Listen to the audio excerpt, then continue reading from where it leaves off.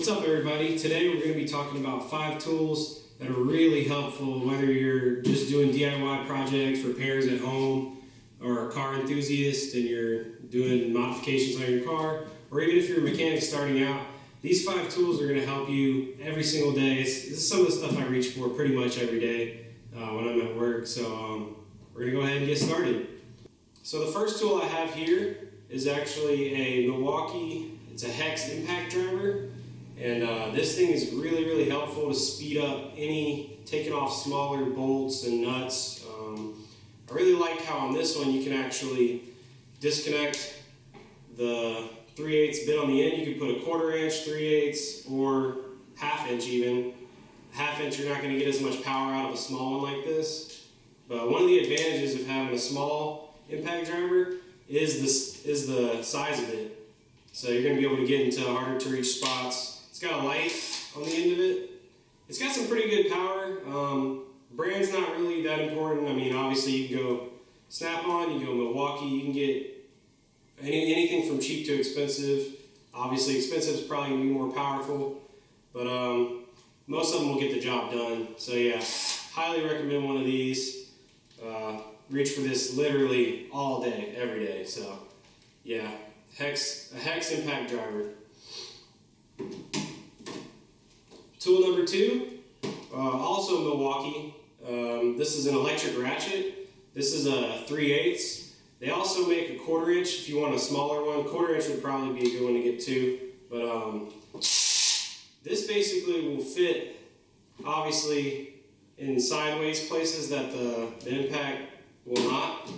I use this a lot for doing brake jobs. Pretty much like same concept, but just fits in different spots. A lot quicker to remove fasteners. It actually has a pretty good amount of torque when you're tightening stuff down or breaking it away. I don't know the exact specs on this one, but this is a 3/8 Milwaukee electric ratchet. Again, brand not that important, but this one does a good job and it's a fair price, so I'd recommend this one for sure. Yeah, again, reach for this thing every single day, so highly recommend getting one for at home or at work, whatever you're going to use it for, so definitely helpful. Another thing that's really good to have that a lot of people might not have is a multimeter. So if you're trying to do simple diagnostics, I wouldn't say that you need to go out and spend $500, $800, that much money to get a really expensive one. I think I got this one on Amazon for about $80, maybe $100. I might be wrong. But this is a Fluke. It's a very reputable brand, so I'd recommend getting a Fluke. All you really need this for is to do voltage and resistance. I don't really use this for amperage. A lot of times if you're just at home, all you're going to need is voltage and resistance. So this has definitely been a lifesaver just to help check power to wires, and also with this you're going to want to have some different clips and test leads just to reach in different places, and the little alligator clip ones to clamp onto the grounds. Those are very helpful as well. So yeah, like I said, Fluke, really good brand. I've had a lot of good experience with this, so yeah, that's definitely something I reach for every day also. Number 4, a torque wrench. So I don't necessarily use this every single day, but when you need it, having a good one is very helpful. So I actually went out and spent the extra money on a Snap-on. This one is electronic, so it does torque angle and just regular torque, Newton meters, foot-pounds. So pretty much all I got to do is just click over and I can just easily do my torque angle. It vibrates whenever it's reached that torque, and it's got light up bars right here on the side that make it really obvious when you're approaching the torque limit. It's very accurate. It's got, Snap-on stuff's all got a warranty, so I went ahead and spent the extra money on this. But you could also get one from Harbor Freight or wherever. If you're doing anything internally in the engine, you're definitely going to need one of these.